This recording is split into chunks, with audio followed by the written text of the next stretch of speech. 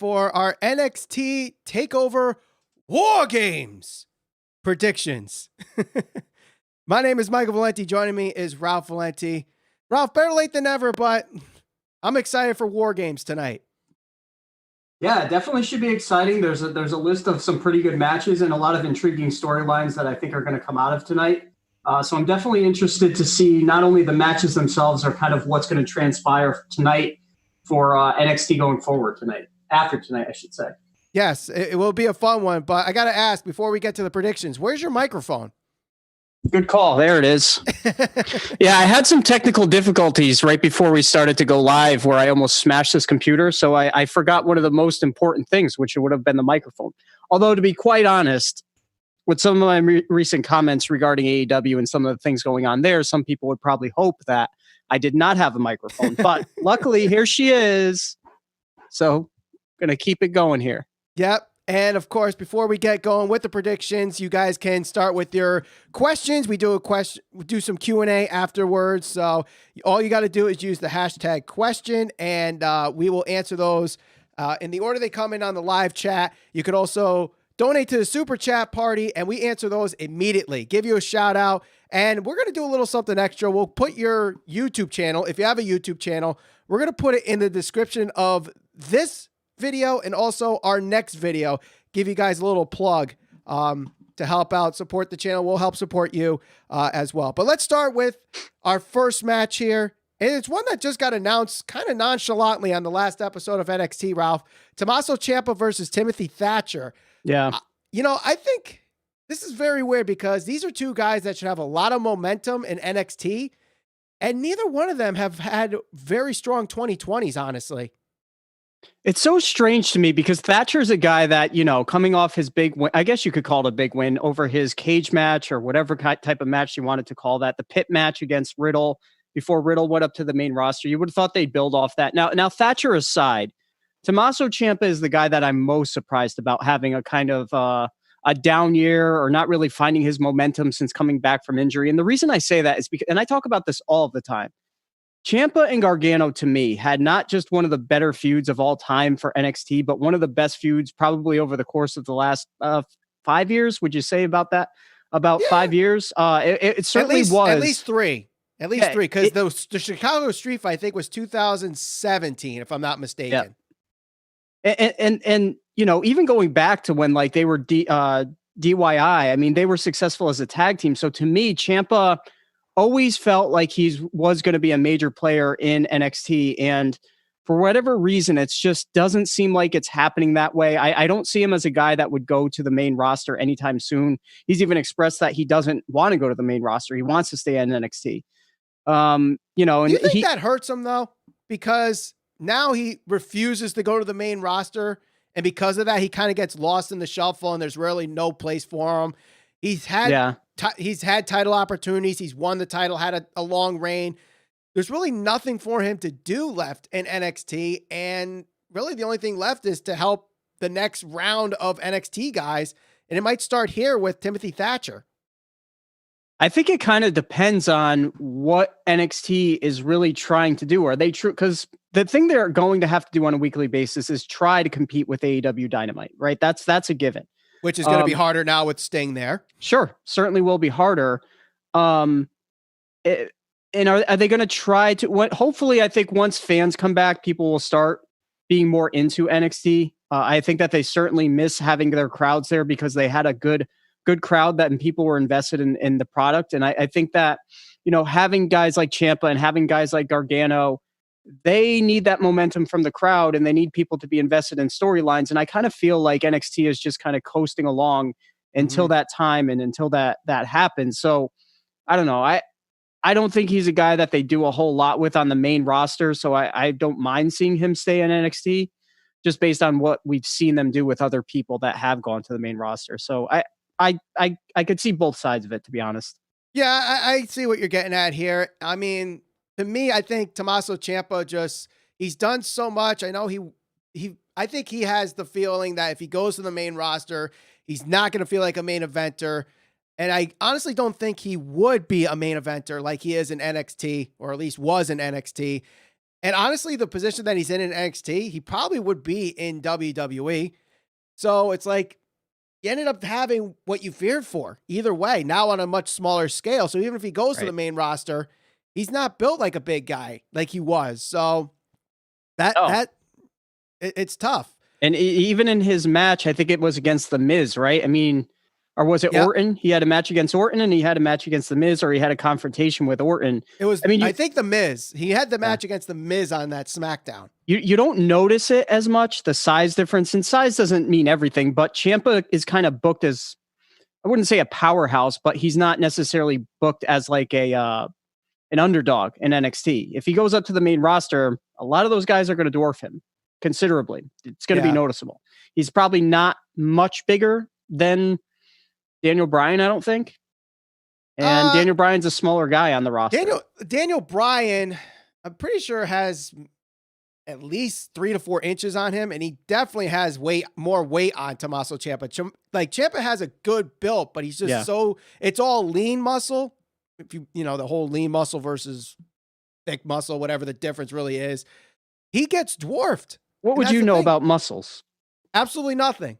I stopped working out 2 years ago, but that's why I don't know about muscles. I wish I had them, but honestly, I don't put the effort in, and I will never look like a guy like Tommaso Ciampa. But still, even then, he doesn't look like a main event. If you put him toe to toe with like a Keith Lee, put him toe to toe with Matt Riddle, guys that went up to the main roster, he still looks dwarfed, and that's kind of the problem. Yeah, I agree. I agree 100%. So with that said, who do you have in this match? I'm going to take Ciampa. I really am. I can't, I mean, for all the reasons we're talking about, to me, a loss to Thatcher would really kind of put him in a spot where it's like, well, what the hell are they going to do with him?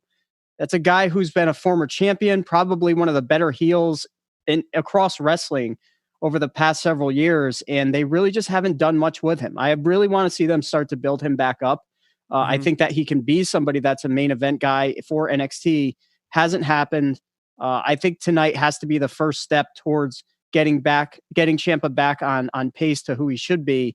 Because if he doesn't win to Thatcher, who's a guy that's not even a proven commodity yet, where the hell did they go with Ciampa from here? I don't know. I see him winning. Yeah, I'm going to have to disagree with you on this, though. I actually have Thatcher going over because I think Timothy Thatcher is more of the future for NXT. Now, granted, both of them are in their mid to late 30s, so future of NXT really doesn't really equate here. I think there's some other guys that will be fit for future of NXT, but Thatcher has more to do in NXT than Ciampa does, and I think Ciampa is just doing the job for guys. As he probably knows his time is limited with his neck injury, so he's probably just working some good matches. Thatcher's definitely going to be one. And at the end of the day, I have Timothy Thatcher going over here. So now, before we continue, first off, let's, let people know you can submit your questions that we'll do at the end of this live stream.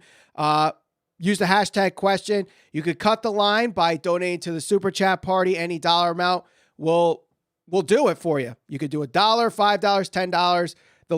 The more that you donate, the longer your question stays up for me to answer as well. So that definitely helps. And also, I got to bring this up because last time we did a predictions, Ralph, we put up a wager and you have yet to do your punishment. You want me to address that? So I can. I am certainly in no rush to be going out to some department store, a local Kohl's, a Walmart to buy a jean jacket because God knows I don't fucking own one of those things.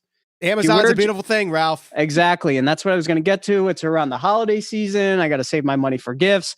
I will order a jean jacket and I will hold true that I will dress up as the fan appointed megastar Orange Cassidy. It will certainly happen, hopefully before the new year. I'm just not in any rush to go rub elbows with people in aisle 7 to buy a jean jacket at my local Walmart. I don't need their respiratory diseases getting into my lungs and infecting me. Fair enough. But if for some reason you have a couple extra dollars, we'll, send it to Amazon and we'll get you that jean jacket that way. Because people want to see it. People want to see you dressed as Orange Cassidy. I'm sure they do. I mean, the podcast certainly needs the rub from such a big star. No? Yes. I mean, God, he is the draw.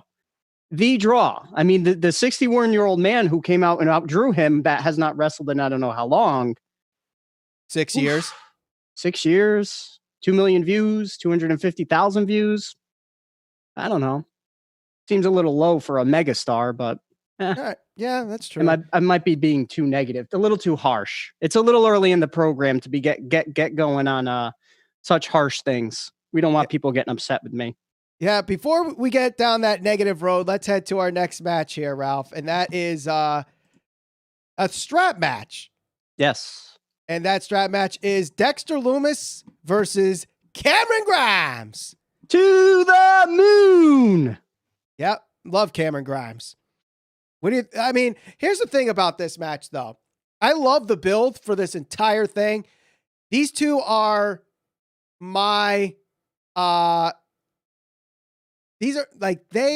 are my two favorite characters in NXT. And I think they've done a really good job with this story. The problem is this is probably the payoff to it. And it's a match that we already seen with Dexter Lumis this year. Yeah. Yeah. I'm interested in the match because I like the dynamic between the two guys. I think Dexter Lumis is a guy that, he might be better suited for the main roster just because I think that they'll be able to do a little more with him there. If you even consider that something that is possible. But Cameron Grimes to me is one of the better comedic acts in wrestling right now. He's funny. I think that he is certainly in touch with the character that he's trying to portray on TV. The match itself, I'm actually kind of looking forward to this. I think that it can be fun because I think you're going to have the dynamic where Cameron Grimes, who we know has been running from Lumis all along, hence the strap match, now he can't run. So how do they fit that in? I'm sure there's going to be some comedic spots in it. I'm fine with it. I think this will be decent enough, enjoyable. No, I agree. I think it's going to be a fun, enjoyable match. It won't be something that breaks Meltzer's ratings, and people might crap on it anyway for being comedy. But you know what? Comedy has its place in professional wrestling. I never really have an issue with comedy unless it's bad comedy, So yeah. I think this is going to be a really fun match. I don't really think they're going to get a lot of time anyway. Mm-hmm. If it's more than 10 minutes, I'd be shocked. Who do you have? Lumis or Cameron? It's tough. Because the stipulation goes into the favor of Lumis. Yeah. Which makes me believe that Cameron Grimes could sneak in and do something stupid where he ties Lumis to the ring post and pins him that way. Something like that. But I think this one's a tough one. This one might be the toughest match to predict. But I'll go with Cameron Grimes on this one. You are. See, I don't see them going too far with this storyline, if at all, after tonight. So I'm going to take Lumis here. I'm going to say Lumis because I think if Grimes wins, we're going to have to see this continue until Lumis can get his ultimate revenge or the final say in this. Just because I think that as far as who has the higher ceiling, Cameron Grimes is Cameron Grimes. I can't really see him going on and winning a title or anything like that. He's just a comedic act. Yeah. I do see Lumis, maybe not so much the NXT championship, but North American championship, that's possible. So I think that they need to transition from this feud. I see Lumis winning tonight. And so either way, after whoever wins this, I think they're in a position for at least the North American championship, as you pointed out. For the person that loses, what do you think happens with them? Cameron Grimes, like I said, so he's just, to me, he's comedic relief. So he can really go and feud with anybody. I just don't see him going and contending for a major championship anywhere. Lumis probably gets, to me, inserted into the North American championship picture at some point. Or I don't know. I think him and Thatcher were having a feud for a little bit, no? Before the whole Ciampa thing, before right around when he got hurt, I thought. Yep. So they might revisit that. They could. Someone just said Cameron Grimes is Orange Cassidy with wrestling talent. Well, I think Orange Cassidy's talented. Wrestling wise, he can wrestle. Gimmick, not so much into. But right. We'll talk about, I'm sure that question will come up around the QA time. So right. And someone actually said that they'll give us $10 if you do not follow through with the stipulation of the dressing up like Orange Cassidy for a month on the podcast. I got to do it. I'm a man of my word. Unfortunately, I mean, $10 would go towards a jean jacket. So even if we say yes and then swerve and still do it anyway, because you're the heel anyway. Hey, listen, if I'm feeling really generous, I might even contribute to the to AEW and purchase one of his t-shirts. Or I could just wear a plain white t-shirt. Why the hell not? What is it? $25? $20? Something like that. Yeah. Pro Whatever. Wrestling Tees. I mean, it's the number one selling shirt before Sting came and was like, no, I'm going to steal that from everybody. So, yeah. All right, let's head to the next match. You talked about the North American Championship.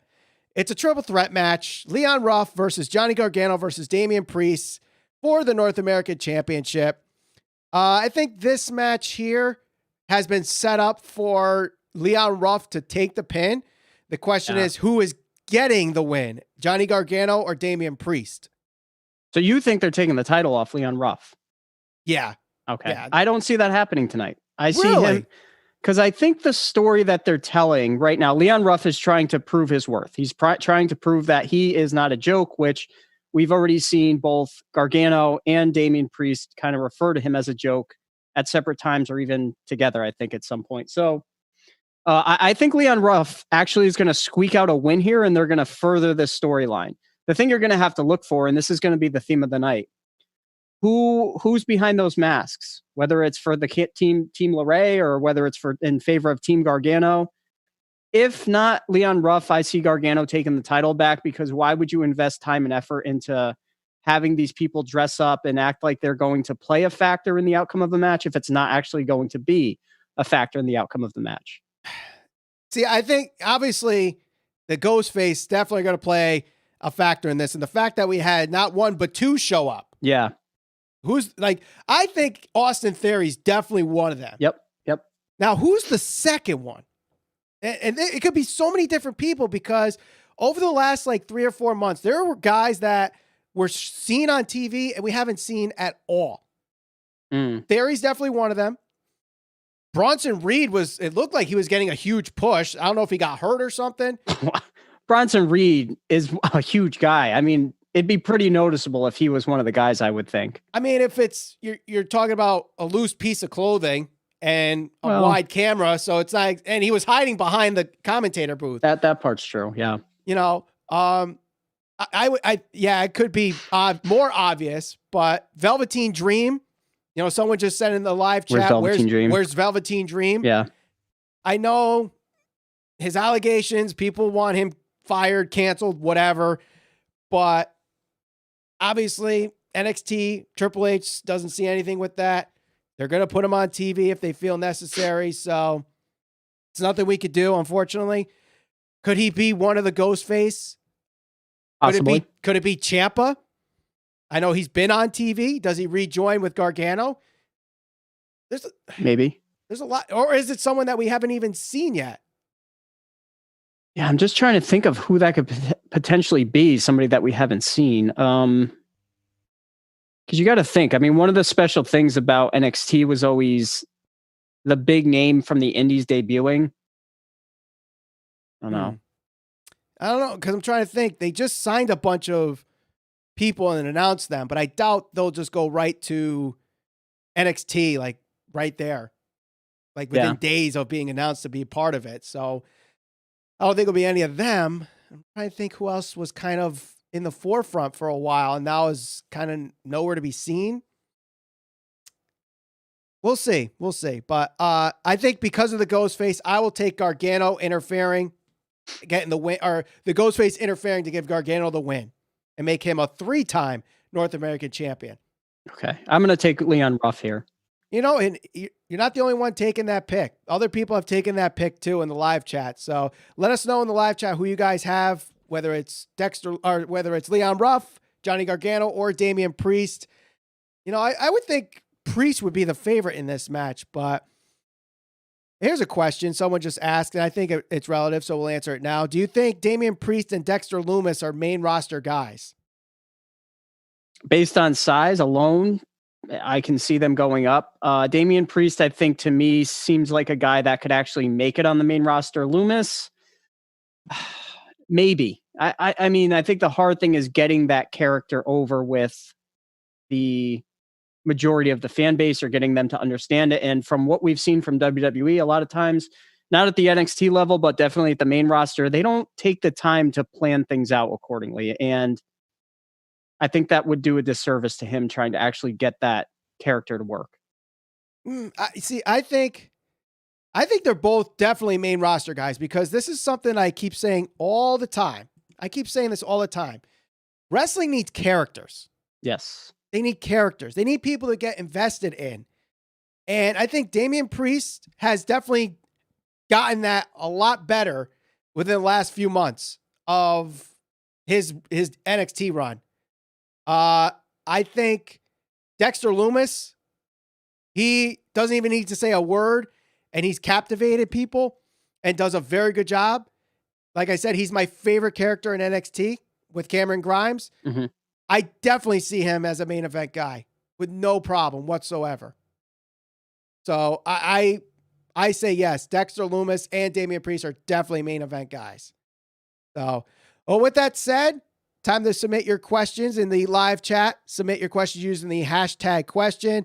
You can also cut the line. We'll answer your question immediately if you donate to the super chat party. Any dollar amount, you don't need to give us, you don't need to break the bank. If you only have $1 works. If you have 10, 15, 20, whatever, we will take that and appreciate it. But whatever you can to help support the channel is greatly appreciated. We'll answer your question and we'll give you a shout out at the end. Put your YouTube channel in our description for this video and our next video as well to, give you guys a little payback for the support you've given us. So let's head to the next match here, Ralph. It is for the War Games, the first of 2 War Games matches, Team Shotzi and Team Candice in the women's War Games match. So in this one, the women on Team Shotzi are Shotzi Blackheart, Rhea Ripley, Io Shirai, and Ember Moon, Candice LeRae, Dakota Kai, Raquel Gonzalez, and Toni Storm for Team Candice. Yep. I think this is focused around, obviously, the women's championship. Everyone has already said they have their eye on that championship. And Io Shirai is going to have a big target on her back, not just from Candice's team, but I think someone on Shotzi's team could potentially turn on them and go after Io. I agree 100%. I think that's actually going to be a factor in the outcome of the match. And I think that person that will turn, if I was going to pick anybody to cost them the match, is going to be Rhea Ripley. I agree. I think there's been a lot of attention on Rhea Ripley and most importantly, her loss to Charlotte Flair. Some of the comments she's made about losing her confidence after the loss to Charlotte Flair at WrestleMania. I think that her losing to Io Shirai and the fact that she came out and cut that promo and said, we're not friends, but I respect her. But that still is her goal and she's not going anywhere. Yeah. They're laying it on pretty thick. I smell a heel turn, certainly in this match. And I think it's going to be Rhea Ripley. And I think Rhea costs them the match. And if that doesn't end up happening inadvertently, I think somehow Rhea ends up costing them the match. Like there's some accident between her and Io. They're not on the same page. They start to build frustration, something like that. I just, between the ghost face thing that they're teasing, the fact that Io Shirai and Rhea Ripley went out there and had that great match, and the fact that they followed up on that in some of her recent comments, that's where I see this going. I see Team LeRae winning. Yeah, I think Team LeRae is winning. I agree with you that Rhea Ripley will be the one that kind of takes it and turns on Io Shirai. But Ember Moon has also had her eye on the women's championship. So I wouldn't be surprised if she joins forces back with Toni Storm and they turn and go after Io Shirai. It could be any one of them. Even Shotzi Blackheart as the team captain can. I doubt it, because I think she probably is the most over woman on the roster right now, but why turn her? But wouldn't be surprised if it actually did happen, but I would go probably either Io or Ember to do it. But do you think Rhea is in the same position that we see with Tommaso Ciampa, and that she's already done everything? And why can't she just go to the main roster at this point? Has she done everything? Yes. Should she go to the main roster? Because the women need it. The main roster women's divisions need someone like Rhea. Rhea needs to redeem her loss to Charlotte in a big way. Now, she does. The problem is, and again, this goes back to WWE booking, and sometimes it just doesn't make a whole lot of sense. After Bayley's great run, her and Sasha, I mean, what is Bayley on, like is it a 3-week losing streak? She just got tapped out, I think, by Natty this past week. Yep. So what the hell are you doing? I mean, so she could go to the main roster, but I mean, you look at it, they still have Bianca Belair, who I think can certainly be a top talent there, and they're just not doing a whole lot with her right now. I mean, they have time to build her up. So like, who does she get involved with? Well, on Raw, you got like the whole Nia Jax and Shayna Baszler, that whole story going.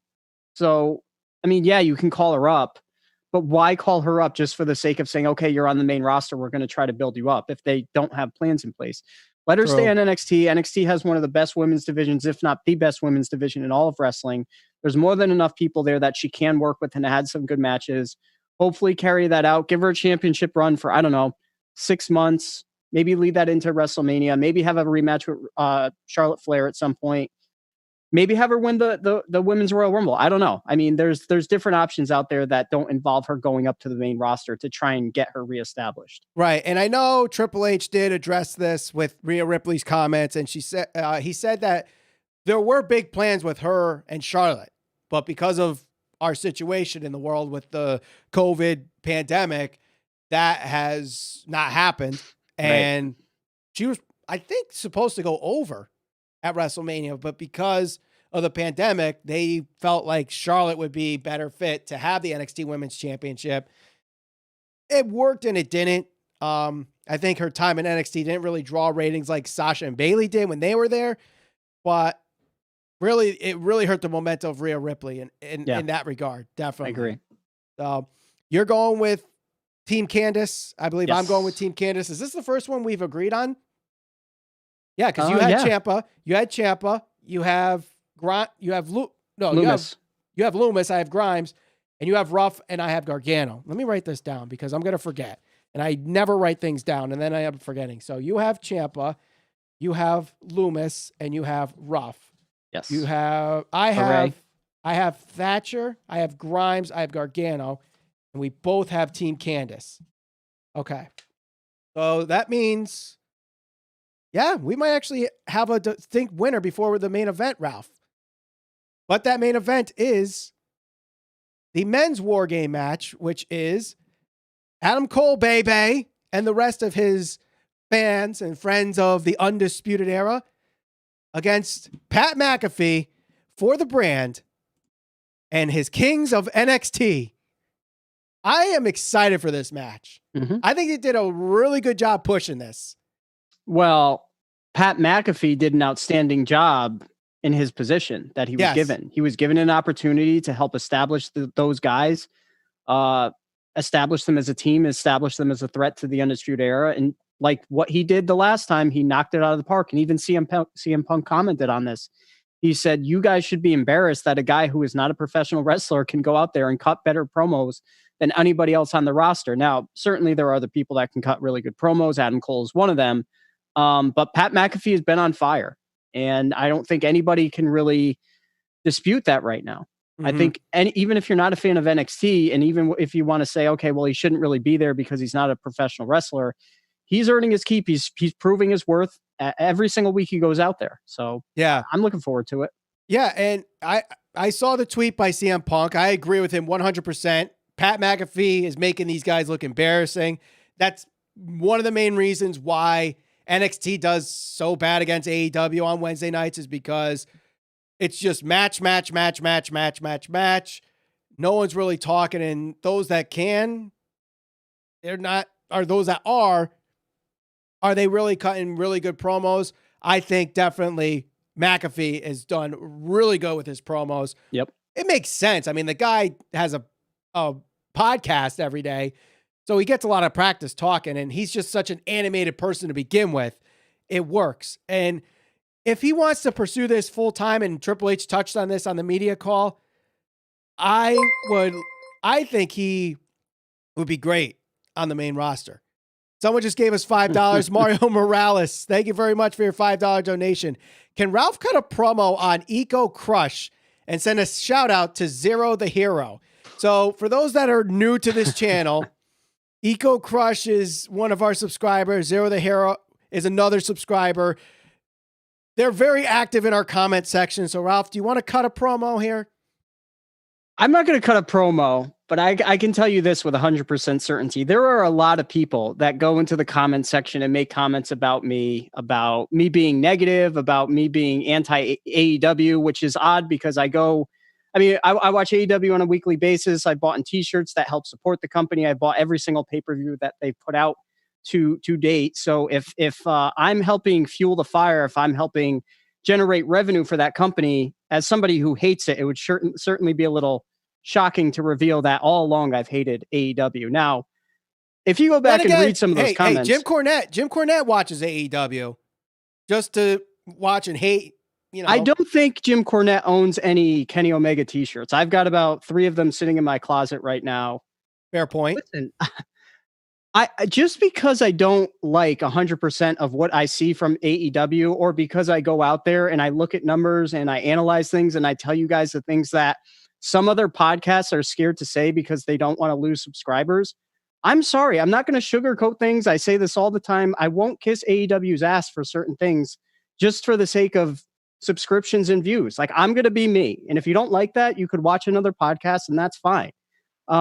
Now, the other thing I'll touch on is this. I have certainly gone into the comment section and invited people onto the show. If you disagree with me, that is 100% fine. The thing that gets me is when people go on there and they're like, "You're a mark." All right, well, your comment's lazy. Like, you're not actually trying to dispute what I'm saying. You're just saying you're a mark.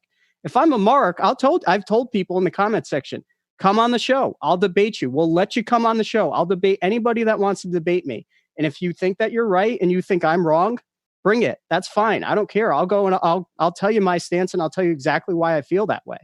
Am I going to cut a promo on somebody? If that's a promo, what I just did, I don't know. I don't know if that's satisfying enough for people. Ultimately, everybody's got the right to their own opinion. If people want to disagree with me, they're more than free to disagree with me. It gets a little irritating when people say, "You're a WWE fanboy." How many times have I said WWE main roster stuff pretty much sucks for a majority of it? If they do something good, I share it. If they do something bad, I crap on it. Yeah, we spent Am I saying anything untrue? Am I lying to people? Just because I said that AEW working for TNA or helping Impact or working together only benefits Impact, and it's not that big of a deal aside from if you're a hardcore wrestling fan. I mean, is that negative? Is that not the truth? 200,000 people watch Impact. Almost 1 million watch AEW. Yep. What is that going to do? We're going to get to see Motor City Machine Guns in FTR. That's great. To the hardcore fan, that is great. But their focus should be growing the company, not catering to the bubble in which some people operate within. Yep. Well, so, Mario gave you the thumbs up. He said your promo was better than Kenny Omega's. So well, that's a low bar. That's a low bar to set. That's why they brought Don Callis in. And I like Kenny Omega, but my God, man, I don't know. Something's off there. And I like a lot of guys, but just because it doesn't mean that I'm being anti-Kenny Omega if I say that I didn't like his promo. I'm not the only person to say that. What do you want me to do? Like, if I don't think it was a good promo, whether it was him or whether it was Jericho or whoever, don't you guys want me to be honest? Like, do you want me to come out? Wouldn't it be boring if we came out here every single week and I just said, that was amazing. Every single thing was 5 stars. Like, is that not like boring? Why would people want to see that? I'm going to be me. And if you don't agree with it, there's a million other AEW podcasts, and this isn't an AEW podcast, but right. You're more than welcome to pause, skip me, whatever. I could care less. Yeah. Well, I mean, we appreciate everybody for their support on this channel. We support, the great contributions you guys give us, whether it's a view, a like, a share, a donation to the super chat. We appreciate it all. And we'll comment back to you guys because we feel like that's what other wrestling podcasts don't do. They just let their comment section just go about, and we try to answer as much as we can. And we'll debate with people because it's part of the conversation. That's what we're here for. We started this show because we felt like there wasn't enough conversation happening. There's so much tribalism in professional wrestling nowadays where if anybody's opinion differs from mine or yours or this guy's or that, it's automatically you're a WWE mark, you're an AEW mark, you're not a real fan. You're like, it's in the whole reason we started the show is because we wanted to further have the actual conversations. Like, okay, I liked what Cody did. I didn't like what Orange Cassidy did. Let's talk about it. Let's see why you're right and I'm wrong. Exactly. And if we don't agree, who cares? That's fine. We don't have to agree on 100% of everything. Right. Just to be like, oh, you're a mark. Nah, that's lazy, dude. Yeah. What's something better? Yeah. Well, thank you very much, Mario, for your super chat. And if anybody else wants to donate to the super chat party, talk about any questions that you have. We'll answer them for you. Give you a shout out too. So Mario, again, shout out to you. Also, shout out to Zero the Hero. They're like this tandem tag team in the comment section. They go back and forth. They banter with each other. They banter with others. I think they're roommates. I think that's their story. So Zero the Hero and who'd you say? Mario Morales. Are they more AEW or more AEW or WWE? No, Zero the Hero is like anti AEW. Okay. Which whatever. If you are, you are. Whatever. I don't care. Right. So someone actually said your promo was better than the pipe bomb. So at least you at least connected with some fans, and that's Cole Cabana. All right, so let's get back to the War Games match here. The main event, Kings of NXT versus Undisputed Era. Who do you think wins this? Now, I saw in the live chat someone say this could be a night where we see Mr. Kyle O'Reilly turn. Do you see that happening?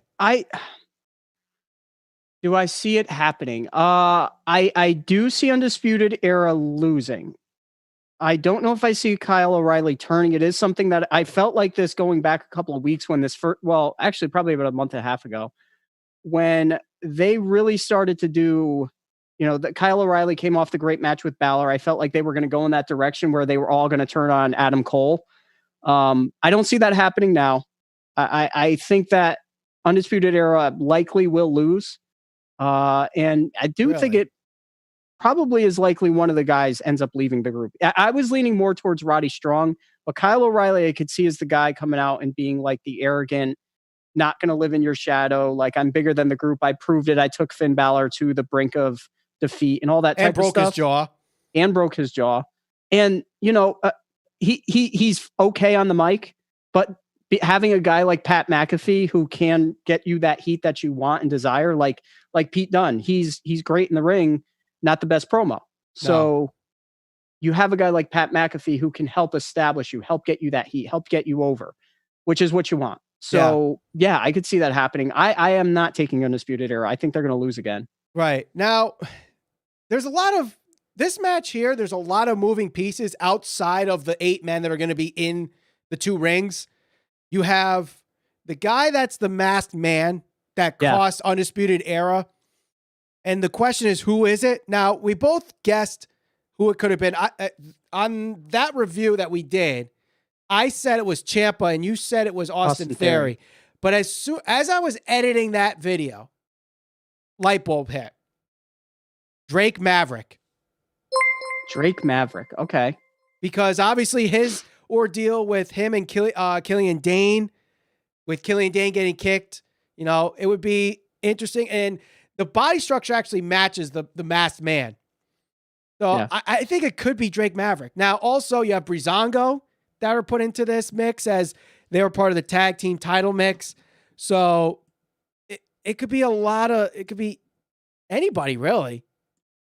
Karrion Kross, does he make a return? Finn Balor, what's he doing? There's a lot there. Karrion Kross, he's too big of his role or his personality is for me too big to be like his aura of him. Mm-hmm. That holds weight. I don't see him as a guy hiding behind a mask and a hood and coming out and jumping somebody like that. If he's going to come out and confront you, like, I think he's got the stature and the prominence where he can come out and do it without going to those lengths. Yeah. So, I mean, at that time when it happened, all of Undisputed Era was out at ringside, correct? They were up on that. They were up on the scaffolding. Yes. Yeah. So I don't know, man. I think still think Austin Theory. So he's definitely one of the masked men. He's got to be, right? I mean, why would you write him off like that in the fashion that you did? Yeah. If he's not going to reveal himself unless he's truly just written off TV and he's gone. Which is possible. Which is possible given because he was part of all the allegations that we've seen back in June. So that's definitely possible. But I do want to give a shout out to Cory MacArthur. $4.99. Yes, big supporter. $4.99 on the super chat party. He says, Ralph, I 100 appreciate your opinion. AEW has its flaws. Raw, SmackDown, NXT, but my TV is on Wednesdays set for AEW. And he also says, hey, Michael, with a wave emoji. Hey, Corey, thank you very much for the super chat there. So, and for what it's worth, I too watch AEW and then go back and watch NXT, which would be interesting for somebody who hates AEW. Yes, it's true. But, a lot of people want us to talk about AEW. So obviously that could be first. And then we talk about NXT. But the way we do our reviews, we kind of talk about them simultaneously anyway. Right. So, and that's part of what I think makes us unique is we do that simultaneously. But also what I think is what makes us a little different from others is talking to the community. So we're going to go to the live chat in a little bit, but let's make our final prediction on this. You said you're going with Kings of the Brand or whatever the hell they call themselves. And I think they're called the Kings of NXT. They're also for the brand, but Ralph's going with them. I'm going with Undisputed Era. No way they're losing 3 straight War Games matches. No way. Okay, so we differ in that too. Do we differ on every match? The only one we agree on is the women's War Games match. Okay. So maybe we need to let people decide what the wage is going to be this month. So we already know you still have to dress up like Orange Cassidy. If anybody wants to pitch their ideas, also, if you want to donate to the Super Chat party, anybody that gives the highest donation has an idea for a punishment, we'll do that punishment.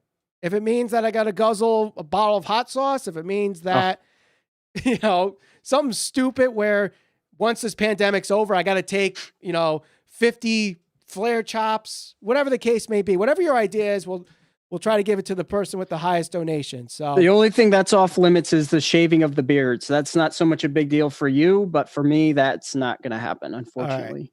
All right, guys. So there it is. That's where the line is drawn. We could do anything else, but we can't touch the beard. So let's try to answer some questions here before the top of the hour is out. Actually, this relates to the War Games matches. Shay, one of our big Instagram followers at SCPB Podcast. Do you think War Games is going to have some oh my God moments? Now you have Io Shirai that does moonsaults. You have McAfee that will probably try to do a moonsault. Yeah. So, I mean, both of them doing a moonsault off the top of the War Games cage. Not really an oh my God moment. Maybe if McAfee does it, it's kind of just because he's not a wrestler per se, but there could be stuff. I mean, it's War Games. It's built for oh my God moments. Yeah, I was going to go down the same road there. I think it's pretty possible we see some type of moonsault off the top of the cage, whether Io Shirai or someone else. Someone's going off the top of the cage. It's just a matter of who and how. Yeah. All right. So next question comes from Sean Douglas. I think Finn Balor joins the Undisputed Era because of the buzz with wrestling this week. So NXT needs to do something big. What do you think? Well, if what I think is happening with AEW and Impact, where this kind of leads to some kind of Bullet Club reunion, this is really the closest that NXT can do by putting Cole and Balor together, even though they weren't in the faction at the same time, if I'm not mistaken. Did they not say, and this could have been just one of those internet rumors to this point, it's not a given that the Good Brothers are coming to AEW. It's supposedly that's the truth though? Right. That's not confirmed by either AEW or Impact, but the rumor is, or the report is, Gallows and Anderson will be part of a one-off match with the Young Bucks. And I believe the Good Brothers have the Impact tag titles, if I'm not mistaken. So it could be like a dream match, title versus title, or, champion versus champion. So there we go. What am I doing here? There we go. Fixing things up on the fly. That's what happens when we're live, pal. There we go. That's what I wanted to do. Okay. But yeah, I think, that's the rumor of Gallows and Anderson versus the Bucks as a one-off, as a way to give Mr. Omega to Impact. So I also heard that Callis' contract is up soon. And that means once that's done, he's actually going to be on AEW full-time as Kenny Omega's manager. Yeah.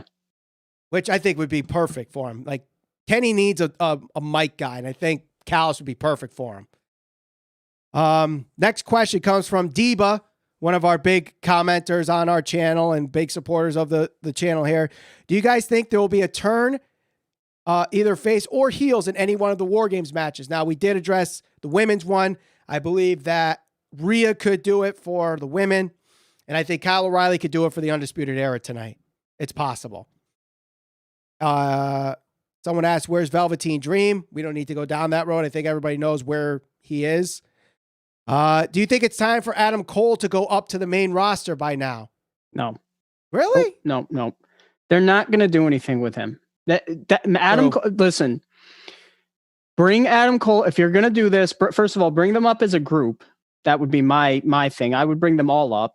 And number two, I would certainly have him go up, Adam Cole. If they're going to do it individually, he's got to go up when there's fans there. Because, I mean, the thing that really is going to start to stick and resonate with people is the fact that you can get however many people in a stadium or even live in a crowd doing the whole Adam Cole Bay thing. I mean, that literally is, some people will go to Takeover or did go to Takeover just to say that they were involved in that. I mean, that's like a given. Like, are you one of them? Come on, man. Like I said, it's a given. If you're there, you're probably doing it, whether you hate him or you love him. So right. All right. So we did get a €5 pound. I always get this wrong. Bitcoin. Let me know what is it? I think it's Bitcoin. A euro. Either way, $5 donation from Lee Jones. He says, we done with NXT. It's Sting. Do you think Sting has its own tier, or is it higher than Jericho's? Who do you think is more valuable to AEW? So are you worried about, are you familiar with this whole tier thing that Cody talked about a couple weeks ago? They get certain privileges or payouts and stuff like that based on their tier or something. Right. So basically they're like Patreon, where incentives. Tony Khan gives them more based on what tier contract they have. I think at least Sting and Jericho are on the same tier, if there's such thing as a Jericho tier. Yeah. But who's more valuable? Jericho did his part. Sting is about to do his part. They're both valuable in their own way. That's how I feel. I think right now, Sting is more valuable. Mm-hmm. There's a few things you can say with 100% certainty to this point right now about Sting and his ability, right? So the truth is, they've signed a 61-year-old man with a hurt neck whose popularity peaked in the 90s, but there's still some appeal. So the good thing and the upside of this is there's appeal there, right? You can look at the video on YouTube. It's got 2 million views in comparison to some of their other videos, even from that same episode. The one closest to it, I think, is the Omega match, right? The last segment of it that has 1 million views, and then it kind of drops off after that. The bad news with this, no matter how you look at it, is the 61-year-old man is essentially outdrawing just about everybody on your roster right now. Now, given that's only 1 week, but like I said, the difficult thing is going to be this. Going forward, next week, he's going to talk. I imagine that's going to pop a big number. I imagine that might even get them close to 1 million total views. I think his segment last week, they totaled it over 1 million viewers. People tuned in, right? So that's good. That's good. You've got some appeal there. But the downside is this. He's not going to wrestle every week. And how do you keep it fresh every single week if he's not going to be wrestling? Like, if he's a manager and you give him a segment every week, he's going to be required to go out there and cut promos. It's going to be heavily reliant on storylines and stuff like that. And they can do it, but it's going to be difficult. So that's the pros and the cons of it. Is he a draw? Is there some appeal there? Yeah, but how long is that going to be relevant? And you know, how long is that nostalgia of Sting going to be present? And the hope is that as people are tuning in, they get hooked on Darby Allin, or they get hooked on Sammy Guevara, or the Inner Circle, or whatever the case may be. That's what you need to happen.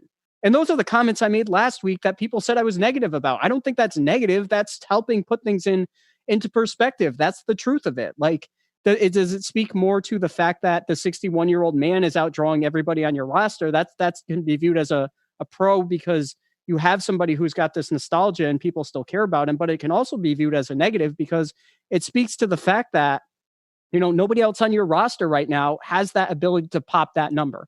Like when people talk about, and you're the TV guy, Michael, so you tell me if I'm wrong. No, you're making a lot of sense. When people talk about Orange Cassidy as this mega star right now, the numbers aren't there to prove it, because with Sting, you can say, hey, the number popped to over 1 million views in comparison to whatever it was throughout the rest of the show. That's significant. But the numbers don't go up all that much when Orange Cassidy is on the TV. Right. So well, when people say that. Orange Cassidy in the 18 to 49 demo does have some upticks. It's not like he's not a draw at all. But as we've said time and time again, as you said time and time again, he does have his niche following. He does have his strong fan base. Right. I don't think he really deters viewers like some people think he does. Now, granted, him and Jericho did have one of the lowest rated main events in AEW Dynamite history. But other than that, most times when Orange Cassidy's on, he does draw more viewers than the average rating is for AEW Dynamite. Is it Sting? No, absolutely not. I don't think an Orange Cassidy segment has reached over 1 million. But on a week where it's 825,000 for the total viewership, his segment might get 850, 875, depending on what else is happening.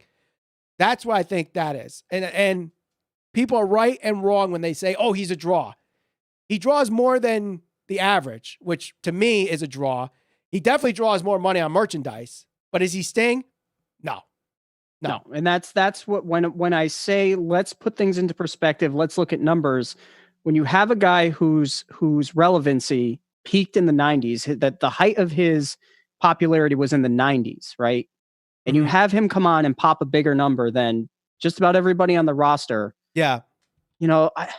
It just helps put things into perspective. And that was all I was saying. So when people say I'm negative about it, it's not really a negative. It's just talking about the numbers and analyzing it and putting things into perspective. Yeah. That's why, when people say those things, it gets a little irritating because it's like, okay, you can disagree. That's fine. But I mean, if we're telling you guys numbers and stuff like that, I mean, just putting it out there. And crowd reaction, while it does serve its purpose, it could also be misleading because, Orange Cassidy might get a huge reaction from that crowd, but that doesn't necessarily resonate in ratings either. So I'm glad you brought that up, because when you think about this, look at a guy like Miro.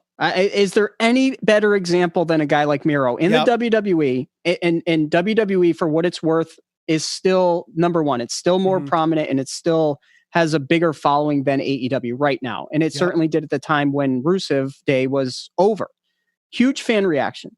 Right now, he went over. One would assume that should carry over if he went to another company. Well, he went to another company, and you can't say that Miro is moving the needle in the direction that people would have thought it would have. Right. And it's not to say that it can't happen, but you can't judge everything based off of crowd reaction. You have to look at numbers. You have to look at the TV numbers. You have to look at merchandise. You have to pay attention to social media and interest over time. That's why it's just not as simple as, oh, this guy got a pop. It's not surprising to me that Orange Cassidy gets a pop at an AEW show. It shouldn't be surprising to anybody. He's probably beloved by a majority of their fan base. Right. And that's because the main AEW fan base are people that will watch practically any form of wrestling. They'll go and watch New Japan. They'll go and watch Ring of Honor. They'll go and watch Impact, MLW. They'll go to independent wrestling shows and probably have seen him live on an independent show. So they knew him ahead of time. Right. But for those that don't know him, that's who we're trying to lure in with. So, but let's digress. Head to the next question here from Shay. After the big ratings draw from AEW this week, do you think NXT needs to move to Tuesdays? I've been saying it for a while. They should all have their own specific night. There really doesn't need to be a war. I get maybe NXT wants to keep it on there for consistency. USA Network wants them on USA because they lost SmackDown. I think this is more than just Vince being petty, like a lot of people claim it to be. Yeah, and it gets tough. I mean, certainly Sting is going to complicate things for NXT, right? I mean, that makes it that much harder because NXT rather, and we talked about this in one of our most recent episodes.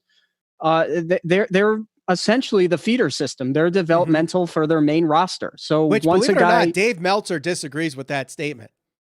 that they're not a feeder system, Right? The NXT is not a developmental brand. what the hell is it then? Guys get to a certain point and then they get called up. Half of the guys in WWE on the main roster are made up of guys that came from NXT. So what the hell is it? It's a third brand. It's not a developmental brand anymore. Whatever you want to call it. It's certainly, if you're on the outside looking in, right? When you look at most major sports, you go up throughout the rankings, right? Yes. So one would assume if your flagship shows are Raw and SmackDown and you work your way up through NXT, and once you get to a certain point in your career on NXT, you get called up for I mean, if it's not a developmental system, what the hell is it? Especially when you consider that they have a performance center where they have, guys that are training these people. Right. If it's not developmental, whatever you want to call it, I guess it doesn't matter. The guys on NXT now have been there for years. What more developmental do they need? Like, does Adam Cole need more development? Does Tommaso Ciampa need more development? Does Johnny Gargano need more development? No. But what I would say is this: perception is reality. Yes. You've told the fans for how many years now that they should view NXT as a third brand or developmental or a step below the main roster because, I mean, it wasn't involved in Survivor Series this year. Very few of them are involved in the Royal Rumble. So it's not a third brand. Right. They make it very clear with their shows and everything else that goes on that this is not at the same level as the main roster. Yes. So, I mean, that's to me, perspective is reality. Right. And of course, people always saying they're getting called up. So that's definitely a moniker that they need to get away from. And this kind of brings up to the next question. How does Triple H make it less desirable to stay in NXT? We all know that once they go to the main roster, your character tanks, hence no one leaves. Now, I'll disagree slightly on that. Most characters, because fans want everyone to come from NXT and be WWE champion within the first 3 months. And when that doesn't happen, they call for that B word that I freaking hate because they overuse it and don't use it right either way. But yes, there are times where guys go to the main roster and they're not lived up to the main event stature that they were in NXT because it's like the number one pick quarterback, like a Jamarcus Russell, who does great in college, does absolute shit in the NFL because it's a different atmosphere. So, yeah. I mean, I think Triple H is doing fine with NXT. I think that Triple H is still the best guy to take over when Vince decides it's time to move on, which probably will never happen. Vince is going to live forever. But yeah, I don't know. I don't think Triple H is doing anything wrong with NXT. I think his biggest problem is the fact that once people get to a certain level, whether you want to say they're called up or however you want to word it, they don't stick around in NXT. They're put on the main roster. Yep, that's true. So we are going through your questions right now. If you want to donate to the Super Chat party, get your question asked immediately. We will answer it immediately, give you a shout out. And we'll also put your YouTube channel, if you have one, in our description, give you a little extra plug for this video and our next video. So you guys can grow on your channels as well. So that way we thank you for your support and you help support ours. So it's a win-win for everybody. But we got a few more questions left before we head on out, so let's go through them. Someone asked, does Damian Priest give you the Baron Corbin vibe? Lone Wolf? A little bit, yeah. Yeah, I get that. Yeah. Obviously not King Corbin, no. But Lone Wolf Corbin I could see. And I'm not one that really hates on Baron Corbin. I think he's a great promo. He's underrated in the ring. And he has one of the most protected. Sure. He has one of the most protected and coolest looking finishers with the End of Days. If they let him just be himself, the guy that he's portraying or the guy that he truly is on social media, I think he'd be one of the better, more respected heels in wrestling right now. I truly think that.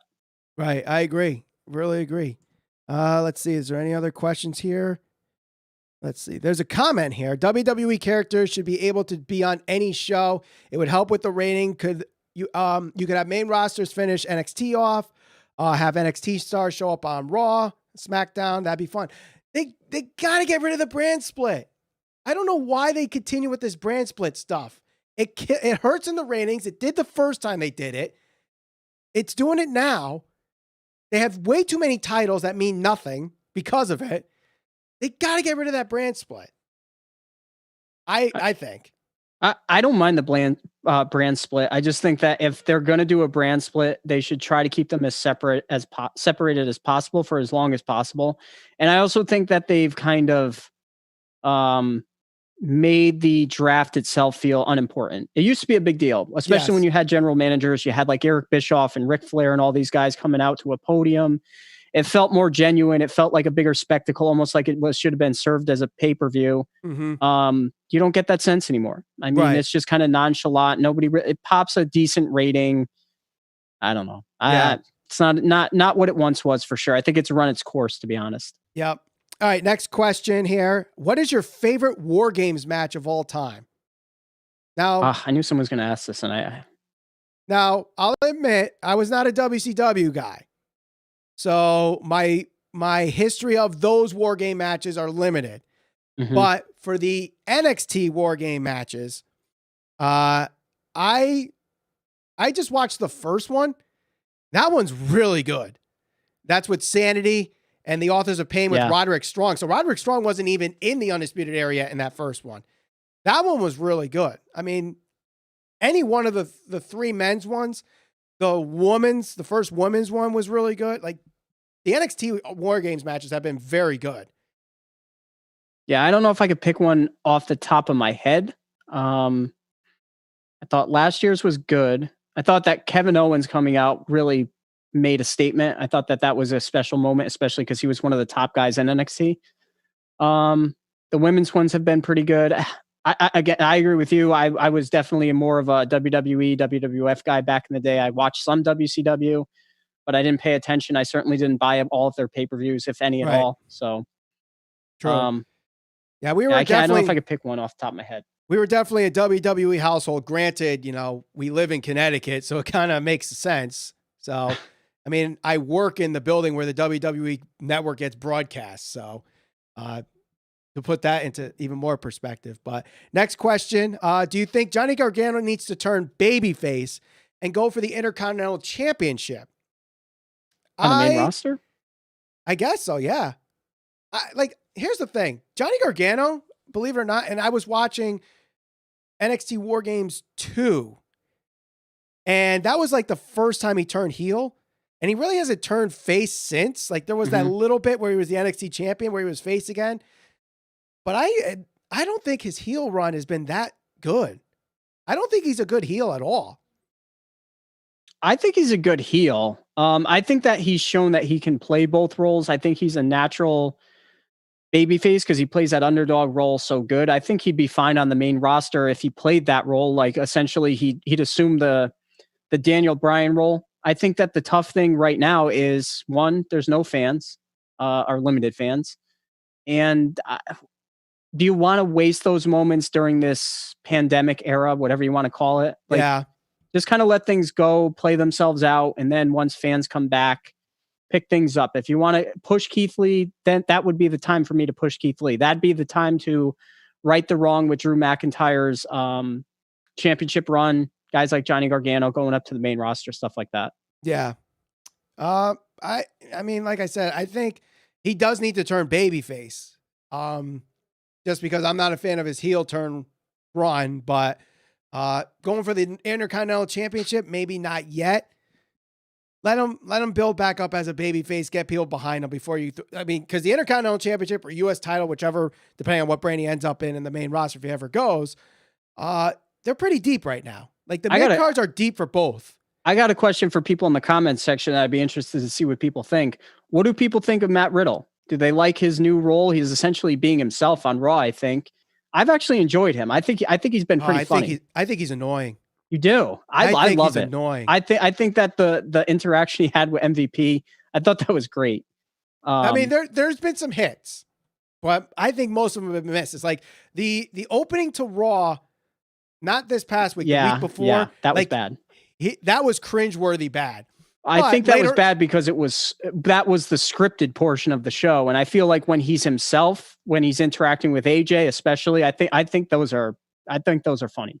Yeah, I think his interaction with MVP, where MVP was like, "I'm not your bro," and Yep. and like he got so that was funny.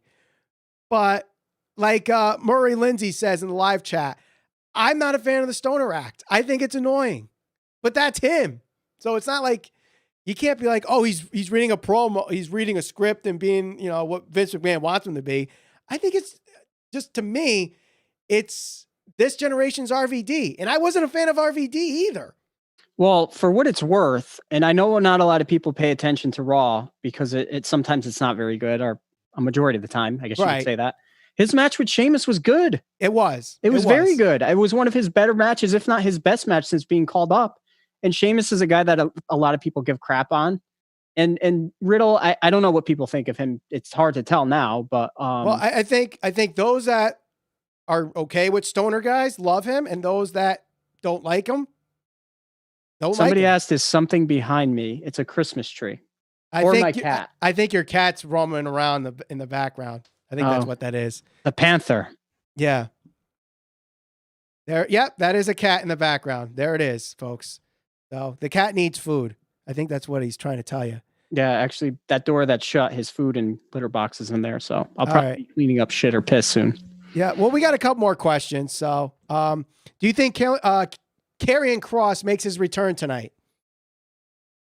No, because Finn Balor's not wrestling. They could do an impromptu something with I know Balor just came back, but they need him on the show somehow, whether it's impromptu or not. I feel like something tonight, like with only 5 matches, I feel like there needs to be something else on this show.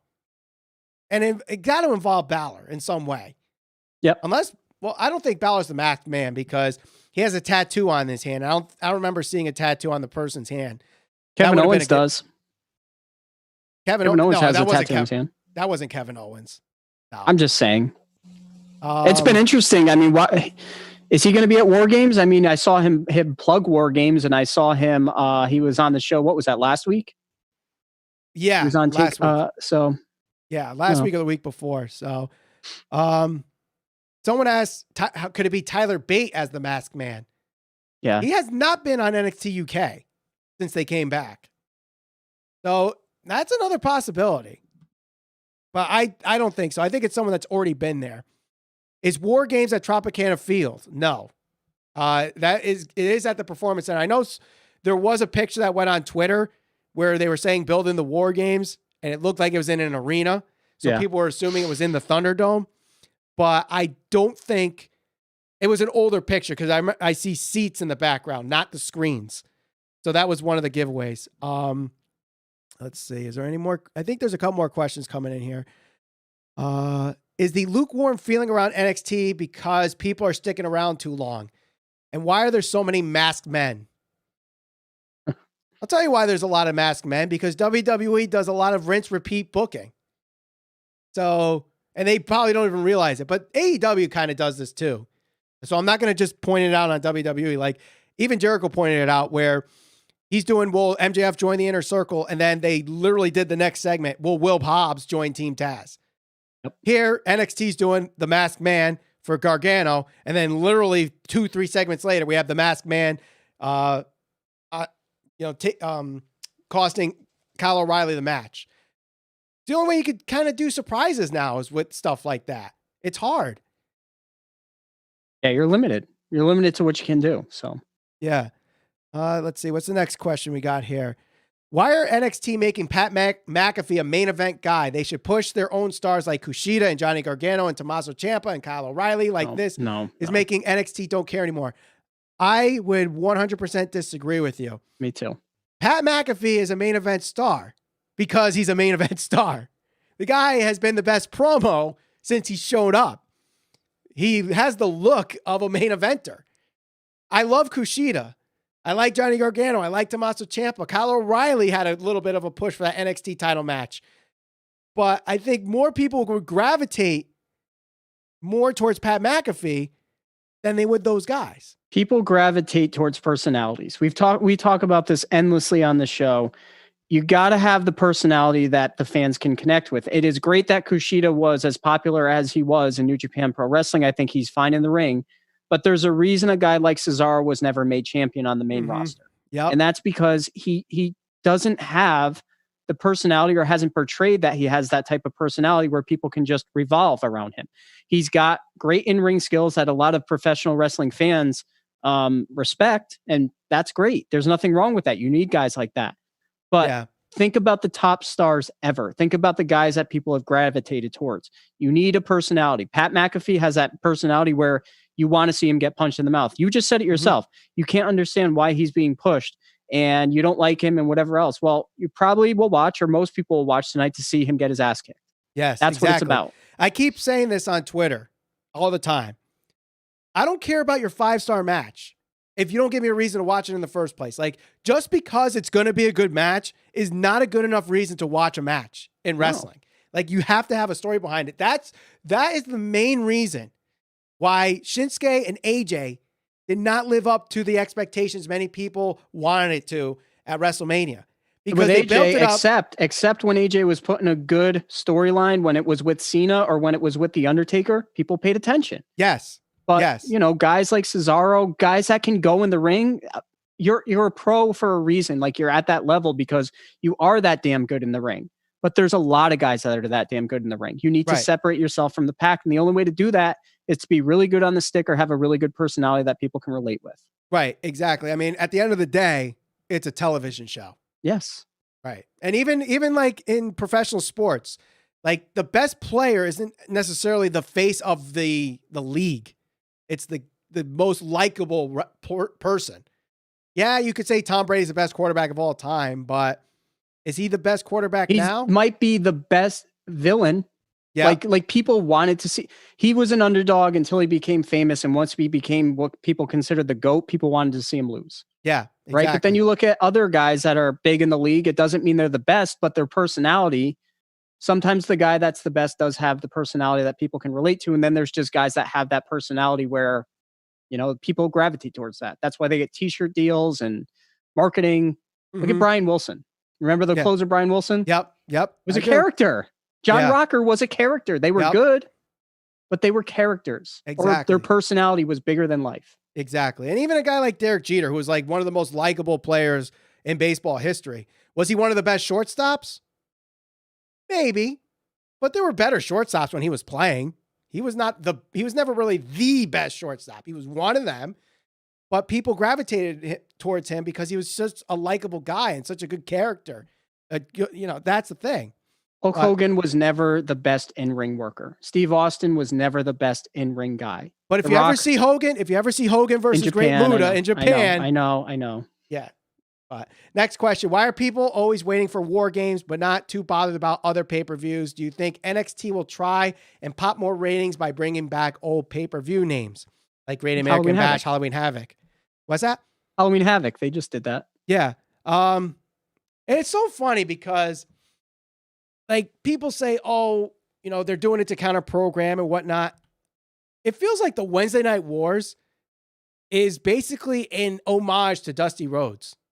Like, everything that obviously Cody does and AEW does is kind of like bringing back WCW, which is like Dusty's like bread and butter.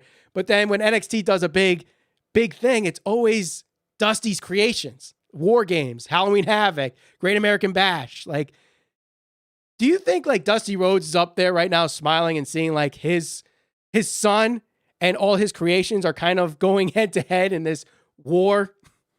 Well, I think it just speaks to, you know, the role he played and will play in the future of professional wrestling. I mean, Cody, since leaving the WWE, has been on fire. And it's easy to see that his father has had a lot of inspiration in who he has become. Cody is, to me, probably my favorite guy in AEW because he's so passionate about wrestling. You talk about some of the other matches that you just mentioned and shows that you mentioned, you know, aside from being the father of Cody, he was also instrumental in the development of NXT. He worked there for a long time and he helped train a lot of guys. So his legacy lives on further beyond, you know, just his passing. So I think that just is a testament to what he's been able to give back to the industry. I agree. Thank you, IANA, and there were a few numbers after that. I missed them, but thank you for subscribing to the channel. And if anybody's new to the channel, make sure you subscribe, hit that bell for notifications, and join the conversations that we have here in pro wrestling. But here's an interesting question. If Vince dies at 85, which apparently is the average age of people dying, I don't know if that's true or not. I think it's more 70-something is the average age expectancy for males in the U.S., but Either way. Triple H would be in his late 50s. Thank you, Matt Hendricks, for subscribing, by the way. Will he be too old and out of touch? Who do you think, who would you pick that is younger? No, I don't think Triple H is, too old. 50 is not too old. Look at when Vince was on top of the world during the Attitude Era, that was what, 20 plus? So he must have been 50-something, 60-something years old during that time. Yeah. And he was at the top of the industry. So, you know, I think Triple H is the best guy suited to take over. Right. When that's going to be, man, I don't know. Yeah. We just had a bunch of people just subscribing here. If I miss them, thank you. For those that just subscribed, we just had like 3 or 4 people just subscribe. Thank you very much. Anybody that also wants to support through the super chats, you can. We'll get your question answered as soon as it comes up here. Any dollar amount to help support the channel is greatly appreciated. Also, I haven't even mentioned this yet. We have merchandise behind me. T-shirts, hoodies, also mugs. I believe there's a pin in the live chat. Just click that. SCPB10 gets you 10% off. So, good question, though, by Murray. But I don't think 50 is out of touch. And like you said, Vince was probably a little bit older than that. He might have even, let's see, he's 74 now. So, yeah, he was probably 54 during the Attitude Era to the tail end. Steve Negron, do you think the lack of quality on NXT is solely based on the pandemic? Or is it just we got used to it? I don't think the quality's been bad. I think the in-ring work is good. I think their problem is just trying to be as interesting as your counterpart or your competition in AEW. That is difficult because AEW has guys like Jericho, now Sting. Like, they're not going to compete with that. Right. That's oh, fuck. The cat is... We're live, pal. The cat has stolen the camera shot, ladies and gentlemen. But I agree with you. Like, the in-ring work has been amazing. I think the stories have kind of taken a hit because of the pandemic, but we've said this. I think out of all the shows, Raw, SmackDown, Dynamite, and NXT has been hurt the most because their fans created the best atmosphere. Yes. And they missed that. And I think because of that, the shows just feel flat. Hello, MJF Megastar. Oh, he's here? He just signed on, I think. Hey, he did. I see that. One of our big supporters. Thank you very much for joining us here. Let's see. A lot of people, now the comments are about Matt Riddle, but Ralph, are you a Giants fan? Yes, I am. Yeah, I am reluctant to say so, but you know what? We're in first place, baby. That's all that matters. Yep. Lion 2012, the cat is getting over. Good God almighty. Who's more over, Ralph's cat or Orange Cassidy? The cat's about to get back in the shot here. I'm going to have to grab him before he jumps on there we go. He's ready for his close-up, Mr. DeVille. Let's see. Are there any more questions? I think we're running close. Matt Hendricks, what took so long for NXT to use Black Sabbath War Pigs as the theme song? Money and copyrights, I'd imagine. Yeah. I mean, it probably costs a lot more money for Ozzy Osbourne to sign off on War Pigs than it does Poppy to sign off on whatever weird ass song that she's got. But I would love to see Black Sabbath perform tonight, War Games, but I know that's not happening. What did MJF Megastar ask? Is AM favorite of Ralph? I don't know. Can you resend that question? I don't know what you're saying. I think he's saying I'm a favorite of Ralph. Oh, maybe. Maybe he's questioning whether or not the fact that he's a fan or not. Now, I'll let you get situated with that camera before we put you back on here. Get the hell out of here. Live streaming, folks. Let's see. I think we have reached the end of the questions here. Unless things are... He's knocked my lighting over. My computer's all messed up. There's hair everywhere. Someone just asked, smack or pass Candice LeRae? Now we're getting into the... Oh, Christ. Don't answer that. That will be... cancel culture will be on our ass in about 10 seconds. Yeah. Steelers Bullies, I think, was one of our recent subscribers. Welcome to the channel, Steelers subscribers. Says, Giants are trash. Steelers are the best. I mean, they're undefeated. Beat a winning right team. Who have you guys beaten? Big Ben's like 90. You guys are great with beating bad teams this year, but Jesus, son. Yeah. Fucking beat somebody. El Yolo Cholo wants to smoke a blunt with Ralph. Oh, no. The best says Orange Cassidy's more of a draw than Cody, to be honest, and that's sad. Oh, Christ. There we go. He sells more merch, yes. Ratings draw, no. That's all we got to say about that. He's not. Like even the Marcus of Orange Cassidy fans have to admit, he's not a bigger draw than Cody. Come on. Yes, he has his loyal fan base. Yes, he gets pops from the crowd. But draw means like... Michael, I've sent you some interesting graphs from Google Trends, have I not, over the course of the past however many days. That's all people need to do to really compare how relevant somebody is. Just type in the names, look at the graphs, look if people are actually looking these people up. Search a name like Roman or whoever. It could be anybody. Yeah. Search Sting on Google Trends and then search Orange Cassidy, and that will put things into perspective for you. Right. Is he over with the fan base? Yeah, he's over with the current AEW fan base. Yes. But that doesn't make him a mega star like some people suggest. It doesn't make him more of a draw than Cody. Cody's definitely a bigger draw. I don't, there might have been some segments where Orange might have had more viewers that week, but also that could have been because Jericho was also in that. Will WWE ever go back to no scripted promos? I think that there are some guys that Vince allows to ad-lib a little. Like, it's not all scripted. The reason why they're scripted is because the people who need them suck at promos. That's what I was going to say. So of the guys that are cutting the scripted promos, like, what would lead you to believe that they would actually cut halfway decent promos had it not been scripted? I mean, there's certain guys that are natural talkers. I think Corbin, can draw heat when he's on. I think that Kevin Owens is a good talker. And we're just talking WWE. I don't even know. It's hard to even get somebody off the top of your head. Mm-hmm. Right. I think Kevin Owens gets a little more leadway in his promos. I think Roman is getting more leadway in his promos now. McIntyre, Orton, The Miz. Those guys, I think, get a little bit more leniency on what they're saying. Guys like Cesaro or Carmella, they probably have more scripted. But either that or they're just better at delivering even scripted promos. Vince will call out Undertaker out of retirement to answer AEW with Sting, knowing Vince. Cross will be back on post-War Games show. That's from Matt Hendricks. Will WWE ever go back to... We already just talked about that. Bring 5 stars to the main roster from NXT. Lumis, Priest, Cameron Grimes, Velveteen Dream. Well, granted, if they ever figure out what his allegations are, if there's anything there. And Ciampa. 5 guys? Yep. All right. I would do Ciampa, Gargano, Karrion Kross.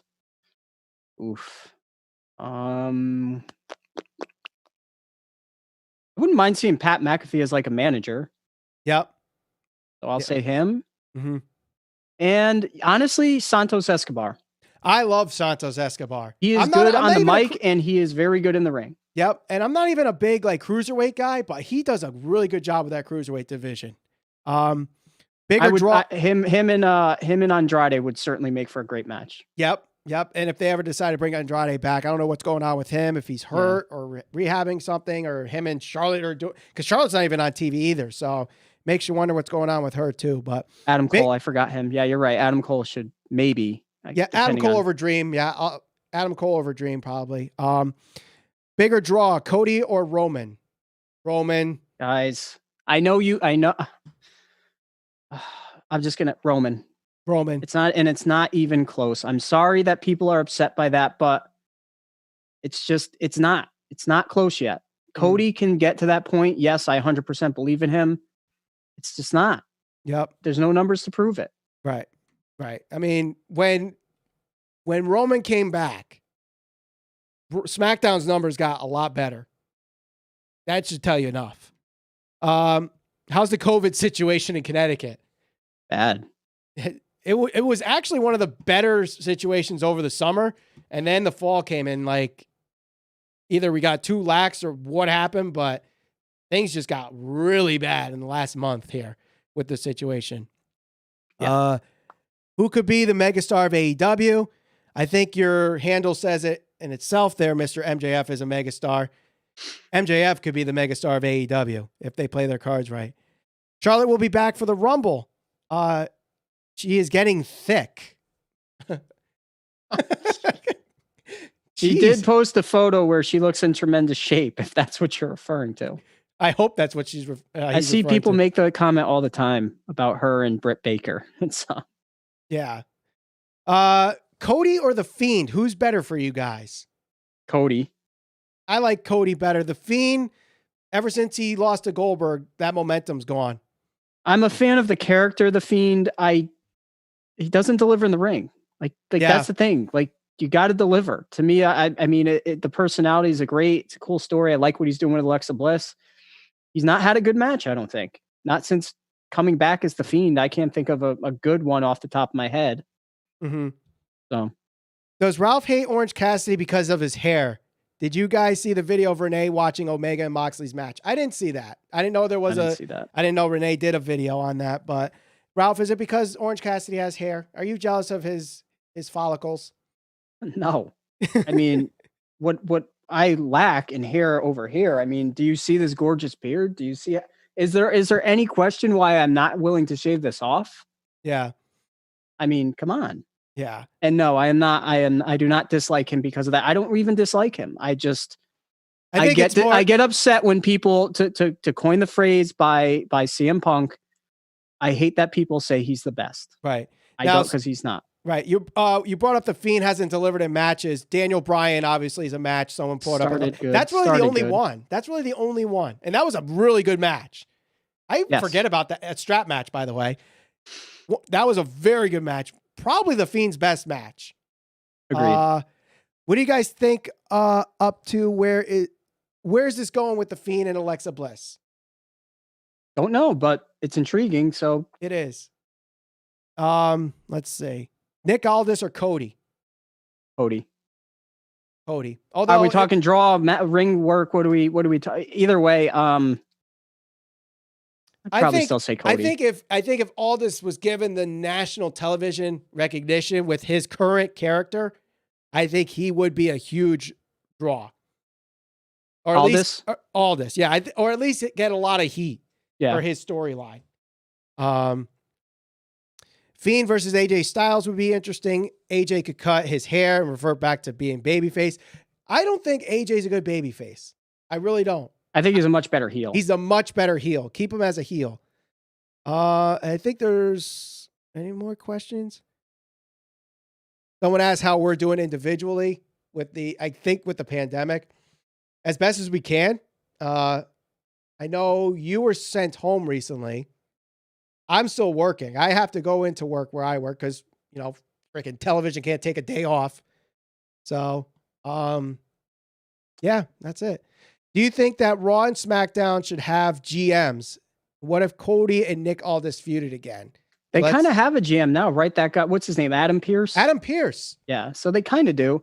You know who could use a GM? And I wanted to make this one of our questions for a topic. What's that? I think Dynamite. Dynamite needs a GM.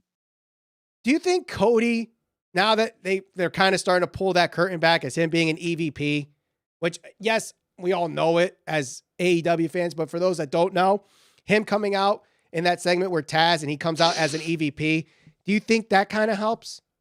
No, I think they need one individual who's going to play that role. Cody's to me should be an active guy on the roster. I don't like the fact that they call that out so many times, whether it's the Bucks or whoever else.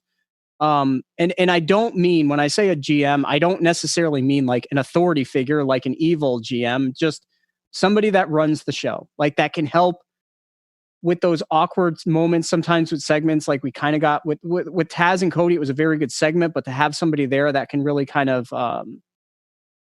facilitate it, certain segments a little better, I think they could benefit from that. Right. I mean, you could just do something with like a Regal. Yeah, exactly. Like Regal is not like a main focal point on NXT, but he's there to make matches. He's there to progress storylines when he needs to be, but it's short, simple, and gets to the point. That's really all you need, I think. And I think Adam Pearce is doing that great on the main roster. AEW just needs that. Could it be Tony? Maybe. Could they get someone there? Maybe. I don't know, but someone asked, where's my Christmas tree?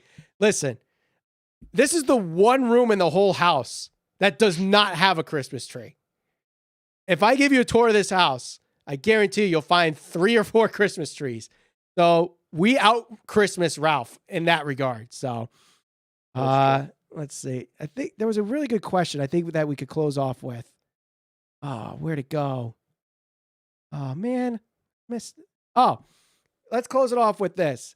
How would AEW look like if they were really sports-based? Really sports-based? They probably look a whole hell of a lot like Ring of Honor right now. I think more like New Japan Pro Wrestling. And I think, like, people say, oh, we expected New Japan Pro Wrestling and didn't get it. I think the people that expect that, I don't know if they really watch or follow New Japan as closely as they think when making the claim that AEW is not like New Japan. Because there's a lot of similarities with New Japan. All the factions, wins and losses matter. And then there's times where like story still plays a role in it. There's comedy in New Japan. It's not like as thick as AEW's. Maybe they're more comedy than New Japan is, but you still have guys like Toru Yano and Ryusuke Taguchi and guys like that in New Japan Pro Wrestling. So it's not necessarily like they don't do comedy. Like they're not fully sports-based either. So maybe NXT is really, as far as a mainstream, looking more sports-based. Maybe they're the best example of it right now. Cody Amp Mount Rushmore type of talent. I don't think we ever said he was. No, I don't think so. Maybe someone said in the live chat. I mean, just comparing him to people that they've asked us about, we've said Cody was better. But if you feel differently, that's fine. Whatever. This is the only channel that looks at Cody that way. Well, I never said that. Did you? Maybe someone in Mount Rushmore? No, I've never said Mount Rushmore. No way. Maybe the Mount Rushmore of AEW. Cody's got a long way to go. He still has a lot to prove. I mean, he's proven he can get himself over outside of WWE because, I mean, let's face it, his run in WWE, he was either known for his role as Stardust or his time in Legacy. Mm-hmm. So, all right. So we'll close out with this because it's related to the original format of the show. Is NXT the best brand of WWE or? He just says, is NXT the best brand of WWE? Of WWE, I think it SmackDown. was. I think it was. I think now SmackDown, I think, is the best brand. Yeah. But it's weird because each show has something really good in it, but they're not all consistently good across the board. Right. Like I think that right now in SmackDown, you got Kevin Owens and Roman. I think that's fine. You had Drew and Roman. I thought that was really good. You got Undisputed Era, who's very good at NXT, but then you have a lot of guys that aren't necessarily established that compete on a weekly basis that not a lot of people care about. So I think at one point, yes, hands down, it was easily by far the better brand of all three. Right. Right now, I'm a little hesitant to say yes. Right. Yeah, I think right now it's SmackDown. NXT at one point was the best brand, but I think now we've gotten to a point where some guys have kind of overstayed their welcome. And it's kind of showing that they're just kind of going with the flow because they're afraid to go to Raw or SmackDown. And I think that's hurting them. I really think that's hurting them. So, but I'd like to thank everybody for joining us here on this live stream. Thank you very much to Mario Morales, Cory MacArthur, and Lee Jones for donating to the Super Chat Party. If you guys want to support the channel as well, we do have merchandise available, t-shirts, hoodies, long sleeve t-shirts, mugs, all available. Click the live chat thing. We'll also link it in the description after the replay is out. 10% off with the promo code SCPB10. Thank you all for joining us here. Enjoy NXT War Games. Ralph Valenti, my name is Michael Valenti. Thank you for joining us here on the Squared Circle Cycle Battle. We'll talk to you on the next episode.